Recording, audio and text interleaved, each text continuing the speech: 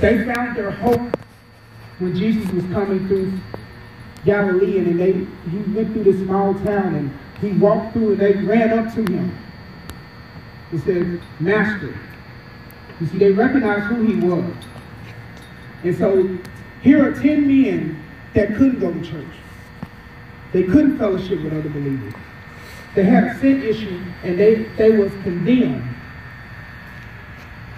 And he said, go to the priest. It's funny, as I was studying that, Luke was right there. He was a physician. He didn't say go to Luke. He said go to the priest. And they went running. And as they was running the bases, one by one they was healed. But they kept running to the priest. At least 9 of them did. You see, that one that turned around was a Samaritan. He couldn't go into the temple. And he thought about it as he was healed. He said, wait a minute.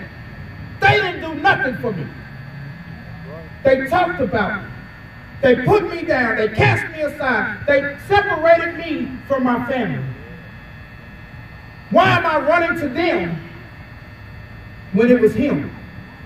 Amen. Amen. Why am I going this way when the true healing came from this man who, when he walked in our town, we ran up to him and he healed us at that very moment. We just had to believe. Amen. I don't know what your situation is. I don't know what problems you have in life. But I can promise you one thing. You can go along with the crowd if you want to. But that's not where your healing is. That's not where your salvation is. I don't know about you, but when I used to run with the crowd, I got into trouble. It was headaches, Amen. Heartaches. And then I turned around and ran back to a loving God that had his arms open for me and says, you know what, I'm just glad you came home. Amen. I forgive you. Yeah, I know that you sinned, but let me just tell you something. Come sit down and reason with me. For your sins were like scarlet, but I'm gonna clean them. And I'm gonna make them white as snow. Amen. And the same God that did that, the same God that healed those lepers, is still alive today. Amen. He's still operating. He wants the chance to just fellowship with you. We find our hope in everything but the one true God. We let everybody else separate us. Why do we not have control of our community? The church has lost its power. Amen. The stabilizer of the community has become weak. Because we started going with the crowd, and they started running this way, and we ran this way, and we started running this way, and we ran with them. But it took somebody with a vision to stop and say, hold on. We're running in the wrong direction. Healing came from behind us. Nothing but trouble is in front of us. I have decided, and I can see that Samaritan, because he was like, look, I can't go in the temple even if I'm healed.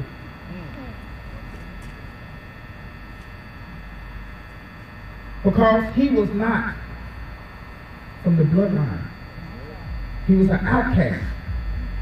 I'm just glad that God gave me some outcast friends that I can hang out with.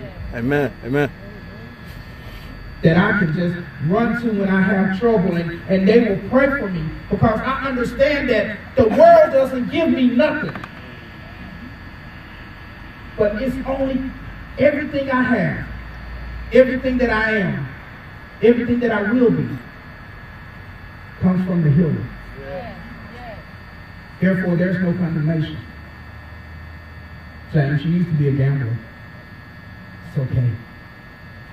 Don't do it no more. You're forgiven. You used to drink. Don't do it no more. It's all about who you serve. Somebody's going to be your Lord. Is it the ones that's in the community and in the world that they tell you to run to for healing? And they hadn't did nothing for you? Isn't it funny that Jesus told you to run to the people that won't even pray for you? Where's your faith? We need eye-opening moments that will condemn us and convict us and say, God, I'm sorry. I made a terrible mistake. But now I'm ready to come home. And just like a good dad, he stands there. He says, look, you were hard-headed. But you can come home. Yeah.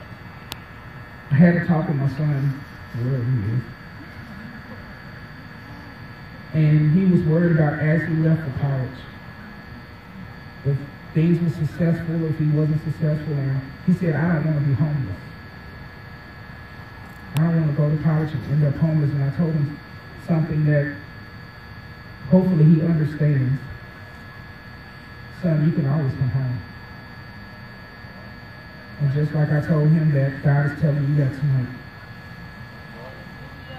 So your sins are like scarlet. I'm going to clean you up. Amen. And when I clean you up, you know what? He prefers you dirty. So that he can do the cleaning. Amen. The problem is we want to wait till we get clean to come to him. And he says, I want you like David. And so as the pastors come up,